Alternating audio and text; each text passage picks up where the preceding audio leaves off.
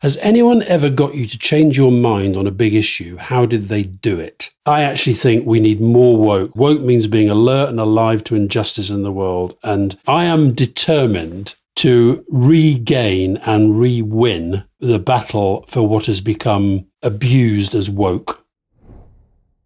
The Rest is Politics is powered by our friends at Fuse Energy. And when you switch to Fuse, you will now receive Trip Plus membership free of charge. That's where you can take advantage of things like ad-free listening, early access to Question Time episodes, pre-sale live show tickets, and more.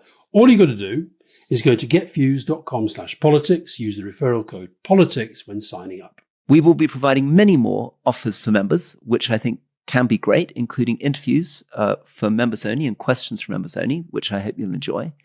But the other advantage of signing up, of course, is that you can protect your energy bills by fixing your electricity rates for the next year with Fuse, which is going to be very relevant with the price cap rising by 6.4%.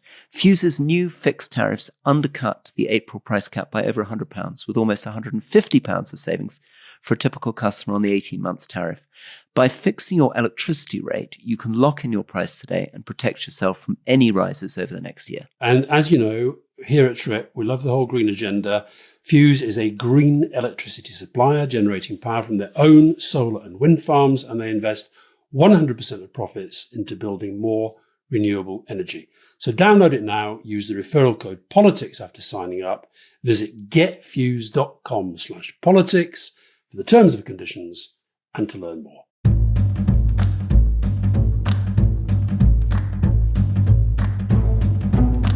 Welcome to the Rest is Politics Question Time with me, Rory Stewart. And me, Alastair Campbell. Do you believe it might be possible to revert back to the international system that existed before Trump, once and if he leaves power in 4 years, in terms of the security position of the US alongside Europe and even aid for developing countries? I mean, you made the big point, which is he has this extraordinary capacity to change the story every 2 days. And of course, the old stories don't go away. So it's difficult to remember that just as he is pulling the rug out from under Ukraine and effectively handing Ukraine to Vladimir Putin, it's still the case that Canada faces the risk of 25% tariffs about to be imposed by Trump. Gaza continues to be the subject of Trump's fantasy of ethnically cleansing 2 million Palestinians out of Gaza. He is still talking about acquiring Greenland from Denmark. So that's the first point, that we must find a way of trying to tell the full story and the full US domestic story, which we'll return to, I hope, next week. The incredible things that he's doing in terms of ripping the American government to pieces, challenging American justices, and providing these extraordinary clearances, including a recent one where he's just cleared a man who gave a massive donation to his crypto coin. Oh, I saw that. Incredible. But as for putting it together again, I'm afraid you can't quite put it together again, because the unspoken assumption for 80 years is that you could absolutely rely on the US. And our entire NATO forces were based around the assumption of a US alliance, that whatever else happened, we shared intelligence with them. Our entire military systems were integrated into their big command and control systems. Our planes flew from their coordination out of Qatar. And as soon as someone like Trump comes along, the veil is lifted. And for the first time, we're forced to confront the fact that actually we've been living in a dreamland for 70, 80 years. And it's just too dangerous to believe in a reliable US international order. A lot of it does depend upon who follows Trump. Now, I'm not convinced that Trump will disappear easily, whatever the American Constitution shows, because he's already shown that he doesn't really care about the Constitution. And if you look at the way, I saw Michael Wolff at the weekend, and he said, you're getting mildly obsessed with J.D. Vance. I'm not getting mildly obsessed. I think he's just very dangerous. But J.D. Vance clearly thinks he's lining himself up as successor. I suspect that Rubio is going to evaporate at some point. And then it depends on whether a Democrat president can come in. But right now, one of the things, you know that old cliche, Rory, about, when there's a crisis and you're in America, who do you phone in Europe? Yeah. I sort of feel like now, when there's a crisis in America, who do you phone if you want to speak to the Democrats? Because there's sort of they're all over the place. There's no sense of a process of analysing what went wrong. There are some really good people. I really like that guy. Is it Chris Murphy? Yep, from Connecticut. He's great. I've spotted him on social media doing loads of really interesting things. And AOC does stuff and Bernie Sanders does stuff, but there's no sense of a Democrat rebuttal operation or argument operation or policy development or even analysis of what went wrong. Maybe it's going on under the radar, but I can't see it. And so I think that these structures are changing. The United Nations is changing in front of our very eyes. That vote that we talked about with the Americans on the side of China and Russia is like mind-blowing. And the other thing, the last time I was talking to Mark Carney, we were making the point that if he does become Prime Minister, he is going to be the chair of the next G7 summit. Well, how's that going to work? Well, you're the chair, or you've got a situation where Canada and the USA are going to be co-hosting the next the World Cup. How's that going to work when this guy is basically saying, I want your country? I think, by the way, Canada should think about suggesting to Americans that America becomes their 14th state or province. Maybe that would work better. I think these structures are going to change. Something new has to emerge. And the same goes for Europe. Look at that summit that Keir Starmer hosted. It was an interesting collection of people. France, Germany, Spain, Italy, but then there was also Norway. There was also Turkey. There was also Canada. Why was Orban not there? Well, one, because he probably wouldn't go. Two, because he thinks they're all a bunch of losers anyway.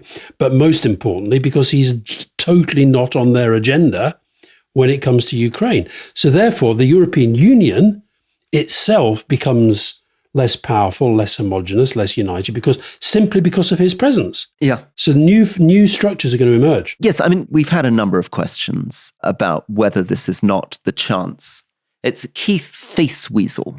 I presume that's not his actual surname. Why is Starmer clinging on to a burnt bridge? Surely it's time to cut ties after last night's horrendous viewing the Oval Office. Start discussing how we rejoin the EU. There'll be no better time than now. He's squandering what could be our only opportunity. Now, I would say that there is a really, really good opportunity, which is neither fully rejoining the EU at the moment, nor is it doing what Starmer's doing. Starmer's doing a sort of piecemeal. We had this actually when we interviewed Peter Kyle on Leading. Long story about how we're going to take it step by step and we'll work with Europeans on various individual issues. I think the middle ground is imagining a proper formal structure which brings in the UK, Turkey, Norway, possibly even Ukraine itself, which isn't just ad hoc, where you really begin to deepen a customs union, so economic connections, and really deepen the formal structures of defense cooperation. And the reason why it can't just be ad hoc, in other words, it can't just be something that you make little decisions on step by step every week, is that actually building European defense structures requires unbelievable long-term investments. Long-term investments not just in producing kit, but also in this whole question of interoperability, which is what do you need in place for the British, French, German, Polish, Turkish armies to speak to each other in the absence of the US, which currently provides that big overarching system which allows us to speak to each other. So formal structures. That doesn't mean necessarily being a full member of the EU, but it means something much more than just ad hoc meetings from time to time. I've always thought that the route back to a serious, sensible relationship with the European Union is going to be defence and security. That's going to be the first step. And of course, that is now happening. I mean, it was interesting how none of those leaders thought it was odd that Keir Starmer says we should meet, and we should meet in London. And they all came, and then they went back. But then there's now going to be a European Union meeting. Well, of course, he can't be at that.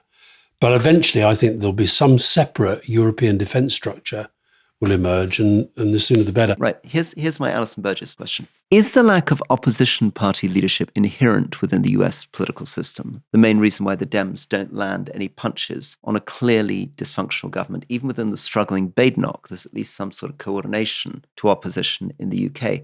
Alison's absolutely right that one of the problems is there isn't a leader of the opposition because it's not a parliamentary system in the same way. And people like Nancy Pelosi are very much being pushed aside, and the Democrats are struggling to find a single unifying voice. But there's something also that I noticed. I'm talking to you having just come back from Yale, and I'm very struck teaching there that there and at other universities, there were these huge demonstrations against Gaza, but there have not been huge demonstrations against Donald Trump. And I've been asking students why this is, given that what he's doing domestically has many of the hallmarks of fascism, and what he's doing internationally is destroying the global system. And there seemed to be a number of answers to that. One was that they felt that they'd completely failed to make any progress with their Gaza demonstrations. Secondly, that Trump's administration has been asking the universities for the names of people who participate in demonstrations and are threatening to deport them, putting the universities in a very difficult situation on do they shop their own students to the US government. And thirdly, and this is a real problem which you'll be familiar with from the British left, some of them are so left-wing that they basically believe all American governments are fascist anyway. There's absolutely no difference between Biden and Trump. They were reluctant to vote for Kamala Harris. And when we say to them, the US government is going to be complicit in ethnic cleansing in Gaza, it's going to annex Greenland, it's going to turn against its closest allies, Canada, it's going to sell out Ukraine to Putin, they just shrug and say, isn't this what we've always done? And one of my challenges in trying to make the argument for the Democrats and liberal global order is dealing not just with the aggression of the right, but the cynicism of the left. Blimey, J.D. Vance, sorry to confirm Michael Wolff's suspicions. J.D. Vance, I saw a clip of him recently explaining why he admired Orban so much. And he said, that was a clever guy. One of the first things he did, he came in and sorted out the universities. And they're quotes, sorting out the universities. This is a tenet of fascism, isn't it? Where you basically think that anybody who disagrees with you shouldn't actually be entitled to their view. The way they talked to Zelensky, it was because he wouldn't take at face value something that his own intellect could unpick very quickly as being very dangerous to him. Because it was their idea, you have to agree with it. I think it's unbelievably dangerous. And it's very hard for Americans right now. I mean, you've got loads of American friends and I've got lots of American friends. And I was talking to Tommy Vita and I'm going on his podcast. But what was interesting was he said that the pitch he wanted to make to me to go on was to talk about what I thought the Democrats could learn about what we, the Labour Party, did in the 90s, which is actually quite an interesting way to think about it. Because the thing I sense not happening within the Democrats is any kind of revisiting, any kind of assessment of what's gone wrong. And that's partly, as your question suggests, because you don't know who's in charge. We all know the sort of main players in Trump land, but who are the key movers and shakers? Now that Biden's out, Harris is, the defeated candidate. Who are the movers and shakers? We don't know. And part of the problem is that they had tried this exercise running against Trump the first time. And they thought, Biden's team, Jake Sullivan and others, thought they'd learnt the lessons. And a lot of what they did between 2020 and 2024 was to try to follow through on what they believed the recipe was for opposition. And they believed that what you needed to do was keep the China tariffs in place, do a big IRA spending plan where you borrow a lot of money and you invest a lot in American business, get green energy off the ground, think about the ordinary person, get the economy growing. And finally, their final thing they did was go tough on immigration towards the end in the last few months. And they thought that now there they had the recipe, that this was a sort of left-wing version of nationalist populism where they could sound patriotic. They left Afghanistan for that reason. That was also appealing to Trump's base. So they tried that and it didn't work. So now the Democrats are really stuck. If the answer isn't to copy Trump's tariffs, copy Trump's anti-immigration, copy Trump's withdrawal from Afghanistan, which was the strategy of Biden, what is the strategy supposed to be? How are you supposed to do this? And that's where the split comes, because, of course, people like Bernie Sanders and AOC will be saying, no. You're not going to beat him by imitating, nor are you going to beat him by just sitting in the center. You're going to beat him by challenging the entire system in a much more radical way. Yeah, but there is an argument about whether there is a version of kind of left-wing populism that isn't about lying and bullying and intimidation, but is about finding a politics that breaks through to people in a way that at the moment the left appear unable to do. We haven't talked about the Middle East for a while. Tim, who's a member, thank you, Tim. What do you make of the fuss being made over the documentary Gaza, How to Survive a War? When I watched it, all I saw was a fascinating film showing the stark reality of war made by brave, talented children, both behind and in front of the camera. There was no hint of sympathy for Hamas, nor that they'd had any influence on the documentary. If you follow this, Rory, this big row about a BBC documentary made by an independent, and it turned out that one of the children presenting it was the child of somebody quite senior in Hamas. Which ties into a continuing fight that's been happening, accusing the BBC of being too pro-Palestinian and being anti-Semitic, which is raised again and again. Just before we go to the substance, Rory, I must give a plug to Norma Percy's, this is also on the BBC. Norma Percy, you will know, veteran documentary maker, one of the most extraordinary women. I mean, she's absolutely tiny. I don't know her age, but may I say, I think she's been around for quite a long time. But she makes these amazing documentaries where she just speaks to the people who were essentially in the room. And this one's called Israel and the Palestinians, The Road to October 7. And it's brilliant. It really is brilliant. The thing that struck me about it, it goes right back. So, it goes back several decades in terms of the history. It takes you, there's lots of the modern day. You talk, lots of interviews, including with some of the Hamas guys who've since been killed since doing the interview. Not because of doing the interview, by the way, but they've been killed. But the thing that you really see, one bit that really leapt out at me was Netanyahu under attack for agreeing to release Palestinian prisoners. This was in exchange for a soldier who'd been taken hostage, and lots of, including somebody we interviewed on Leading, Ehud Olmert, and also Uzi Arad, your friend from Mossad, was on it as well. But basically, that batch of prisoners that were released, they tracked, most of them ended up or planning and organising October the 7th. So it's like you can make a decision that you can explain in that moment, but then once you put the sort of microscopic historical lens on it, you can go, ooh, I can see a thread there. So it's a very, very interesting, it's not biased, it's straightforward, it's all just voices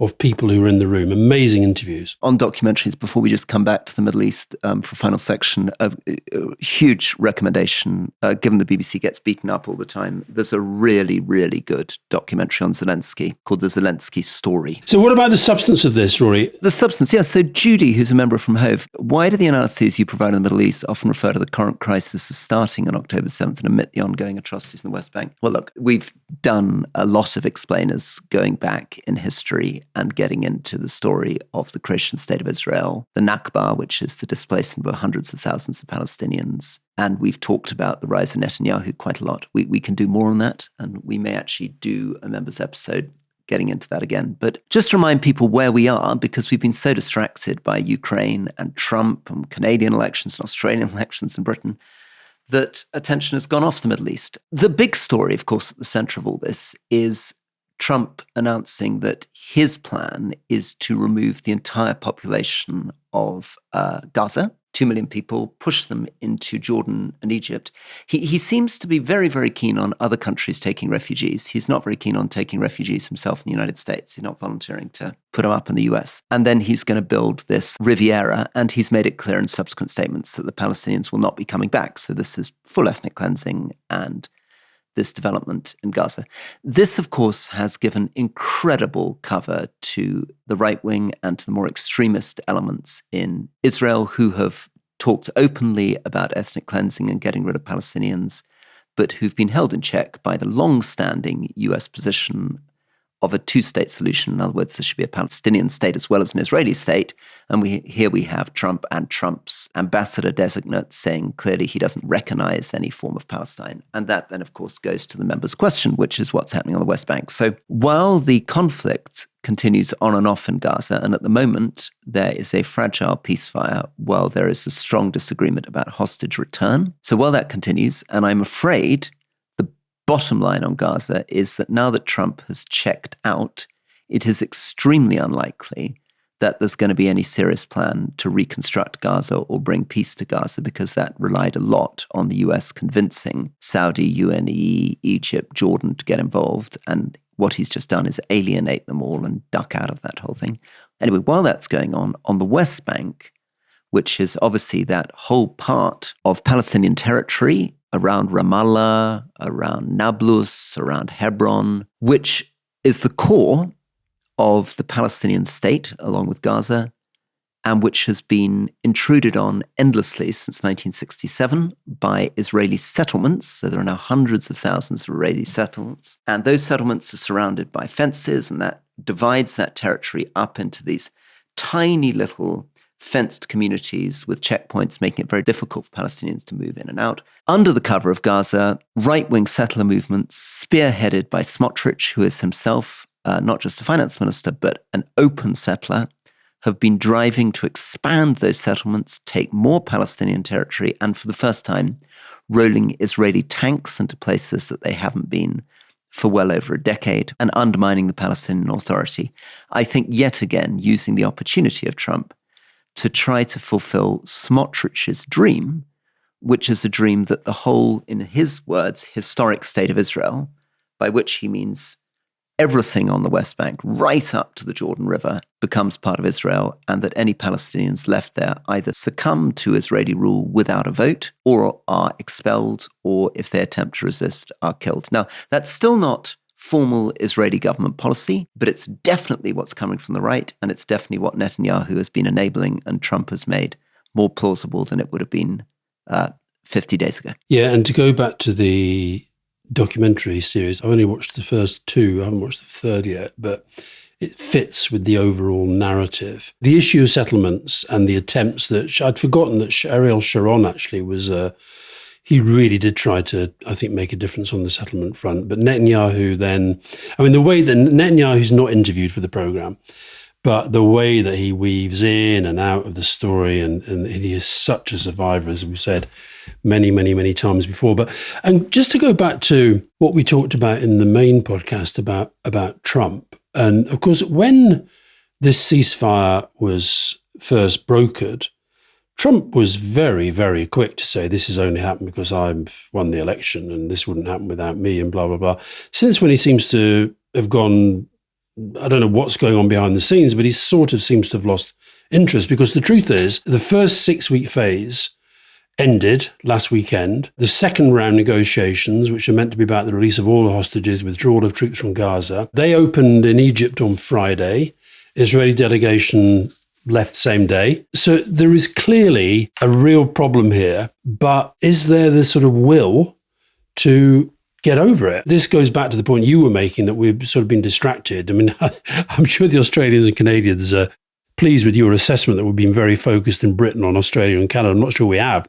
We've been absolutely fixated on Trump.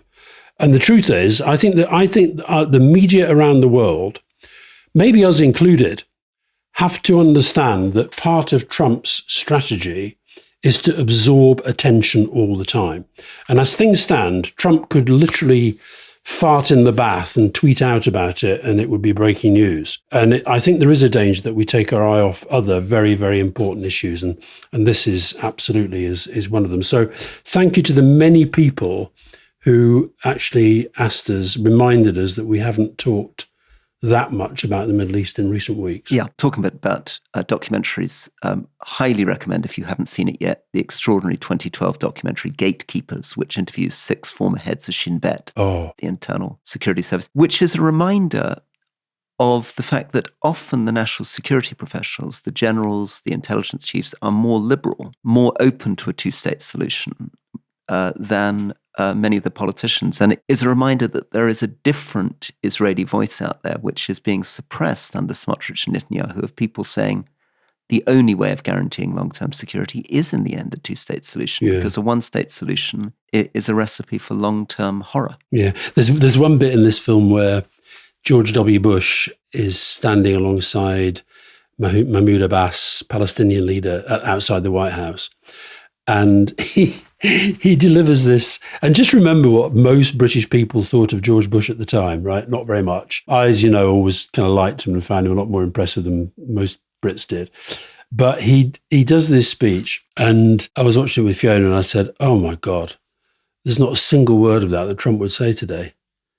It was all about, we have to do what is necessary to get to a two-state solution. Question from Marissa. And she's asked, is Labour so focused on the red wall and reform for internationalists, Nigel Farage's right-wing party, that they risk losing people at the other end of the spectrum. I've always voted Labour, but the boasting that the aid cut was part of a political strategy was the last straw. I feel they're taking people like me for granted. I have alternatives. Over to you, Alastair. Why do you say over to me like that, Rory?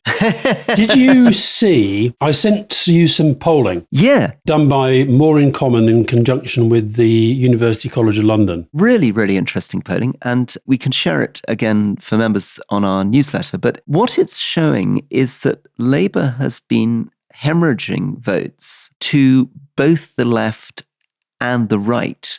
And so Marissa is absolutely right that we now have a world in which basically there are four equally sized blocks in British politics with about 25% of the vote each. It's sort of Greens and Lib Dems, Labour, Conservatives and Reform. Over to you, Alastair, on this question of Marissa's sense that they're losing votes on the left. And then I might talk a little bit about why they're also losing votes on the right. There's no doubt the aid decision, I mean, you and I talked about it and we didn't hide our views. We were very, very disappointed. I was at a fundraiser last night for a friend of mine, Laura Kirk-Smith, who's a Labour MP in Aylesbury, a seat that, you know, frankly, Labour very rarely won. And there were people there. There were Labour supporters. They were still turning up because it was a fundraiser. She was a friend of theirs, etc. But quite a few of them saying this was really, one of them actually used the same words as Marissa, that it was sort of last straw time. Now, I think that there is a danger that they get so hung up on this idea and this monolithic view of what a red wall voter is, that they do underestimate people who feel taken for granted. And we talked yesterday about Australia and about Canada, and there is less tribalism in politics. There are fewer people who will say, I always vote the same way. One of the things that's really interesting in this polling, the number of people who always vote the same way is falling. What did you think was the main thing out of the polling room? One thing I was really encouraged by, which again speaks to Marissa's point, is that the very large proportion of people who say they would vote tactically to stop reform. In other words, Labour will get votes back, but I don't think they'll get those votes back if people think, well, they're trying to ape reform. I think they'll get them back if they think they're giving something very, very different. Well, it was really interesting. And I think maybe Britain is a little bit like Canada and Australia. No doubt people are very, very frustrated and want change. So the polls suggest that the proportion of people who think things are getting worse in Britain is up 20 points since the election. So 72% think things are getting worse against 8% better. And people voted for change and they feel the direction of the country is going the wrong direction. The NHS is crumbling. Immigration's out of control and there's no economic pickup. People seem to agree with this across the spectrum. But, and this is the real headline, there is no appetite for a Trumpian solution. And that's kind of surprising because it sort of sounds like the American Trump analysis, the problem, everything's broken, but only that category of 20-25% of reform voters see the world in that way. Yeah. The overwhelming majority of British voters, including the majority of Conservative voters, don't see the world in that way.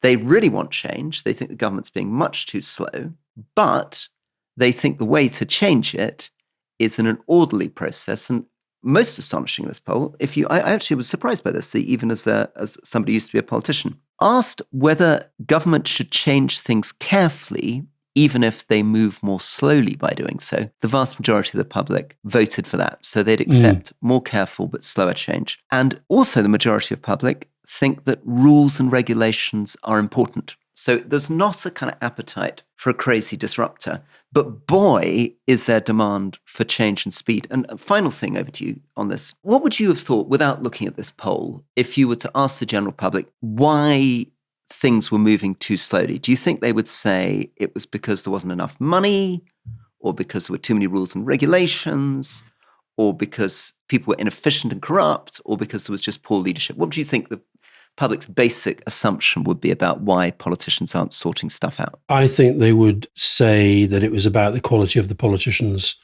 and it was about our political system. What's interesting about it is that you're absolutely right in one, but less right in the other. You're absolutely right that the number one thing that people say is responsible is poor leadership. In other words, they believe that if you had good leadership, you'd be able to sort these problems out. But they don't blame the system, really. So actually only 16% think the problem are the rules and regulations and the structural things. 16% lack of funding. And 16% lack of funding, which is really interesting because obviously you and I and sort of more geeky social scientists will tend to look at, well, structures, funding, make it all very difficult. That's not the way the public think about it at all. The public overwhelmingly thinks, actually, if these guys really wanted to get on with it, there is enough money. The rules and regulations will let them do it, and they should just push ahead. And the reason they're not doing it is they're poor leaders and they're pretty inefficient, they're pretty corrupt. The other slide that was probably be worrying for Starmer is that Farage is outperforming him on a huge number of metrics in terms of leadership, communication, courage, etc. The only thing in Starmer's favor, I guess, is that they tend to think that Starmer's a bit more cautious than Farage. They think Farage is a good communicator, but they think he's very unpredictable. And I think Farage will get hurt politically by Trump and Musk. I think it's already happening. The thing that I took, as a Labour supporter, the thing that I took hope out of this, I mean, look, it is relentlessly depressing about people's view of the country and the view of what politics can do. But I think the combination of they want really big change, but they don't want to blow up the system, actually lends itself to a government with a large majority coming in and doing some very big, bold things. So I think there was a lot in here to be depressed about, but there's actually quite a lot to take hope from. And I do think, to Marissa's point, I really do think Labour have got to be very, very, very careful about overdoing this, we only care about chasing or keeping or maintaining the red wall.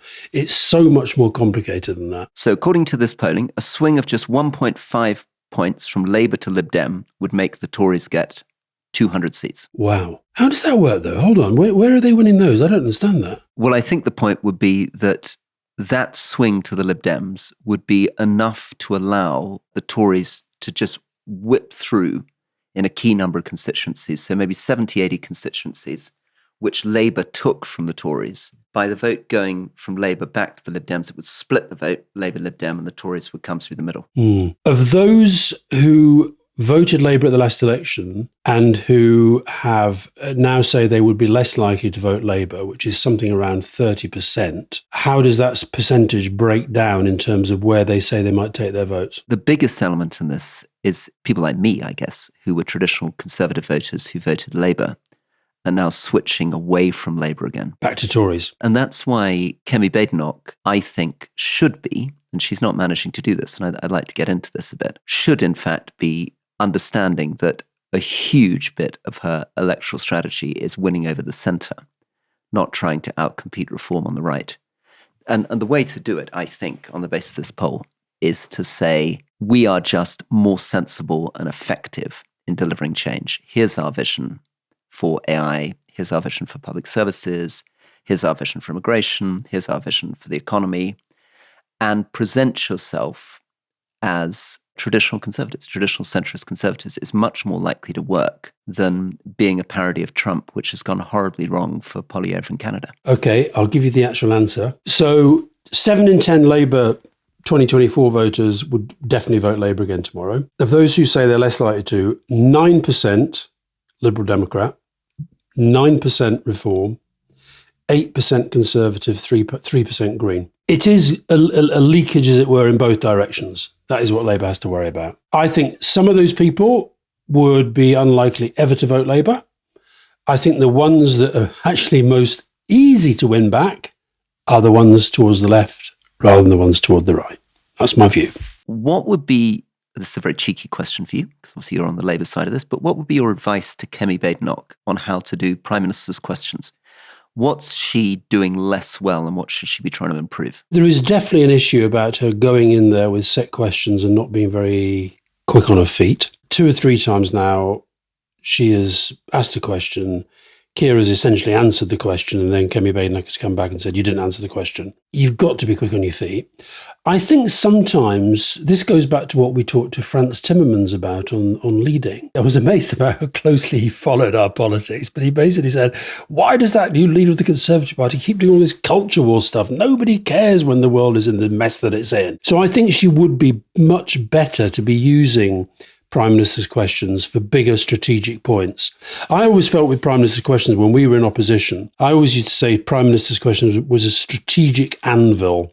We were hammering out our strategy against the Conservative government strategy. Okay, so there's a question from John. What is a better way to prepare for Prime Minister's questions? So run us through how you would think about preparing for questions. You set it out, strategic anvil, which, what does that mean exactly? That means that this is where you land the story of the week? It might be, but no. It's very different if you're in government or in opposition. But are you talking about from opposition? From opposition, I guess, yeah. From opposition, I think you work out what is the issue on which the Prime Minister is going to feel most vulnerable. And you've probably got a choice of 2 or 3 of those. Allied to that, what in the exchanges we're going to have will I be able to say about what we have been trying to do or differences that we will make? But I've noticed once or twice she's gone on stuff that I think just you can't sustain 6 questions on it. By the way, the other thing I would do if I were her, I would go 3 and 3 or 2 and 4. I wouldn't always feel you have to do the same thing for 6 questions. We used to prepare a lot in opposition. And it sounds strange, but sometimes it felt harder in opposition than it did in government.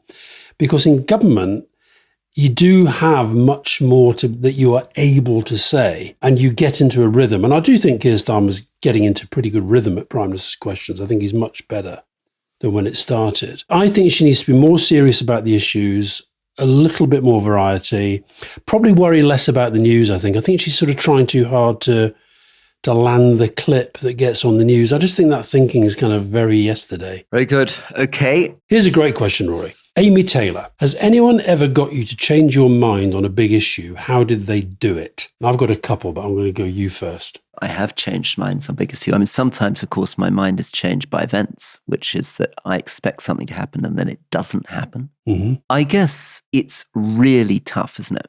Let me just run through things that I was wrong on. I believed that Boris Johnson would never be Prime Minister.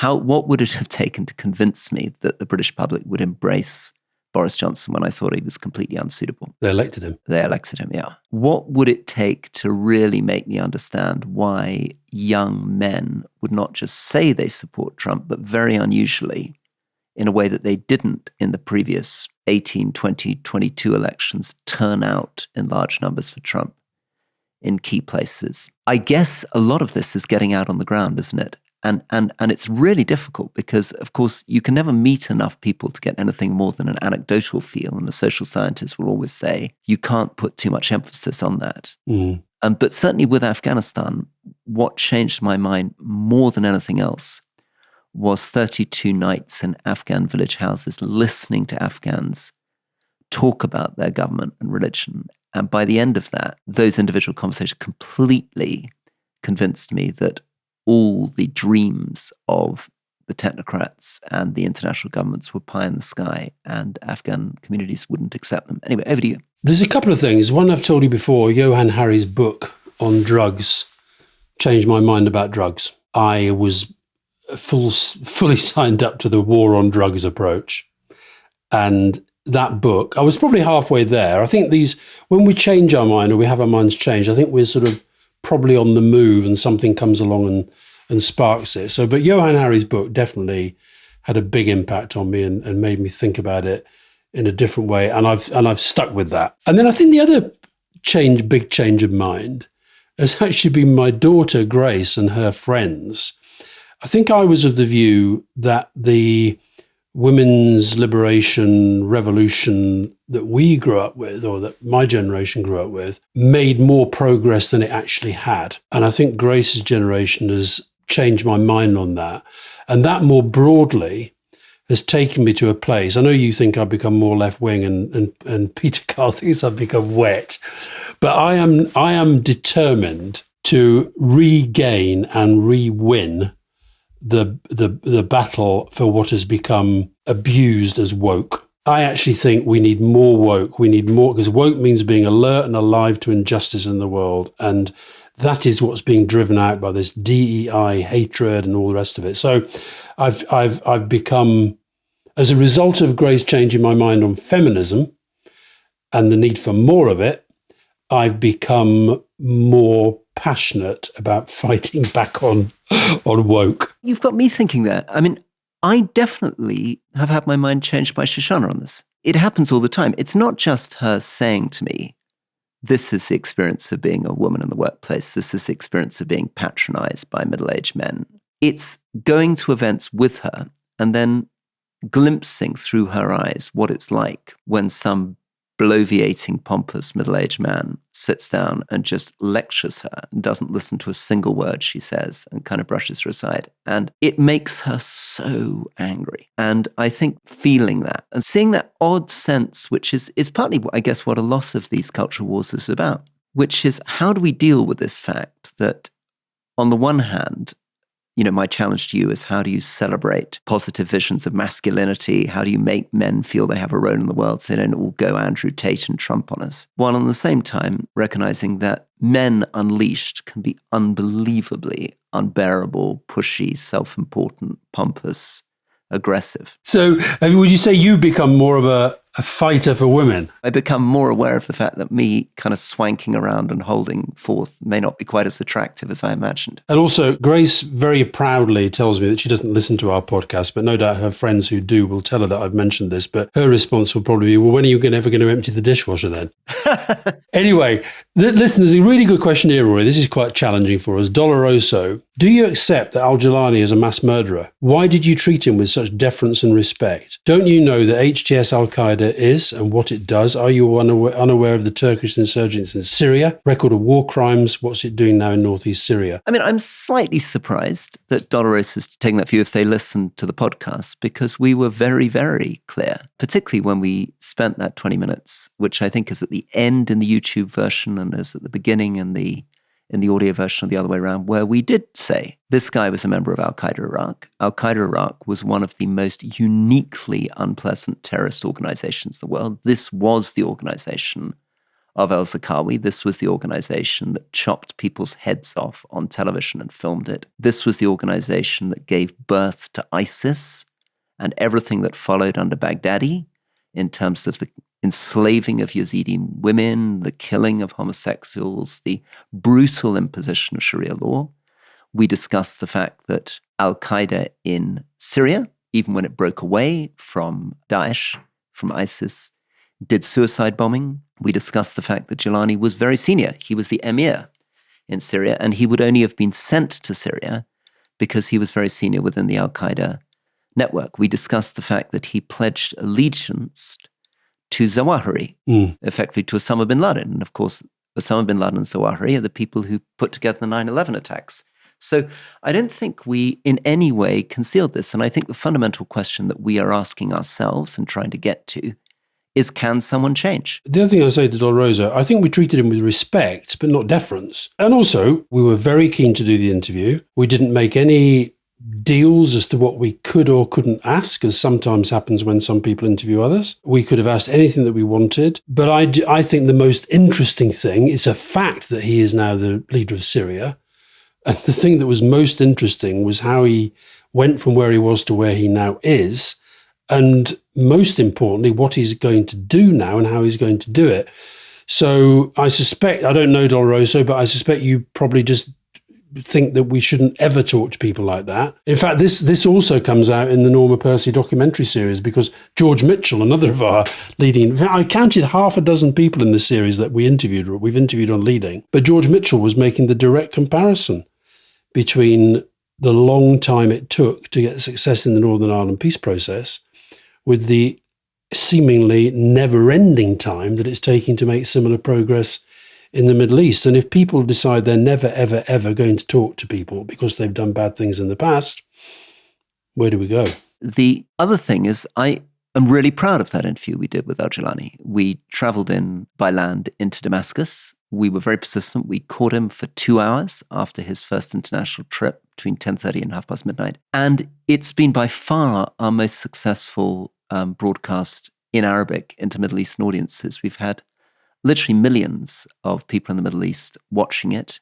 Almost everybody who I've spoken to who's come out of Damascus recently has been talking about that interview, including with quite random people. I got a very interesting text, which I shared with you, from people talking to craftsmen in Damascus and people in Aleppo who'd been watching it. It's been watched a great deal in Qatar, it's been watched in Turkey, watched in Jordan. So I'm very pleased that two British guys were able to do an interview that's actually captured people's imagination. People want to know about him. And I think we were one of the first interviewers to really begin to reveal some of his personality without answering this fundamental question, which is still an open question. Can somebody with that past change? My last question, Rory. I enjoy your book, film and TV recommendations, but Rory, I get the feeling you skim read rather than read whole books because you seem to read so many at the same time. I can confirm that because I've seen him do it on planes. He has several tabs open at the same time and he's moving from book to book. It's completely true. Small recommendation before I come to you on documentaries.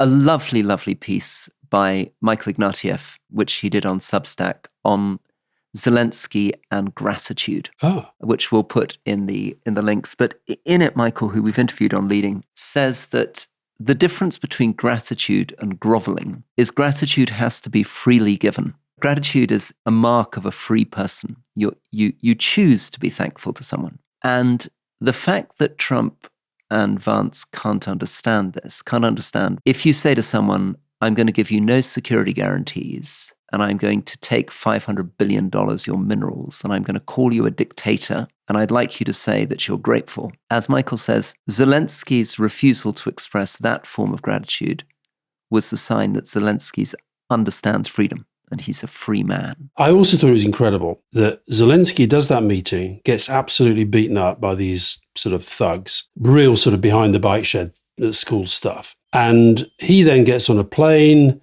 flies overnight, spends all day working in London, goes to see the king, goes back to Kyiv, doing what he does. Trump went off to play golf and Vance went off skiing with his family. I was really, really happy. The thing that really cheered me up, because as you know, Rory, I'm sure you watched it, Burnley lost at the weekend for the first time in 73 years. So that didn't cheer me up. But what did cheer me up was Vance going on holiday and these huge protests of Ukrainian supporters coming out, including one guy on the ski slopes, chasing him down the ski slopes, calling him a Putin apologist, a Putin's puppet. So that was good. What am I going to recommend? I've talked about Norman Percy series. I mentioned BBC Alba, The Island, which is this murder mystery, which we've now finished. Is really good. Wonderful acting. The main character, absolutely the most beautiful eyes I've seen possibly since Fiona and Princess Diana, I have to say Fiona. But something else from BBC Alba, Rory, and I think you will enjoy this, partly because it's set in the Highlands of the Hebrides. It is absolutely beautiful. My Dad's Island, Tyree, looks particularly incredible.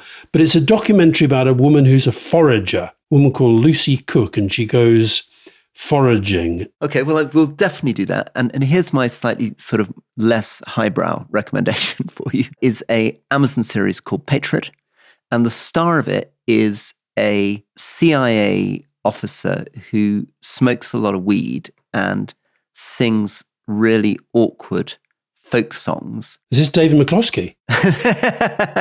It's almost our great friend David McCloskey from the rest of his class, who's sent by his dad off to try to intercept the Iranian nuclear system and just is triggered into the most awful Coen brother catastrophes. It's slightly dark humor, but I think you might like it. Good. Well, I'll see you very, very soon. See you soon. Bye-bye.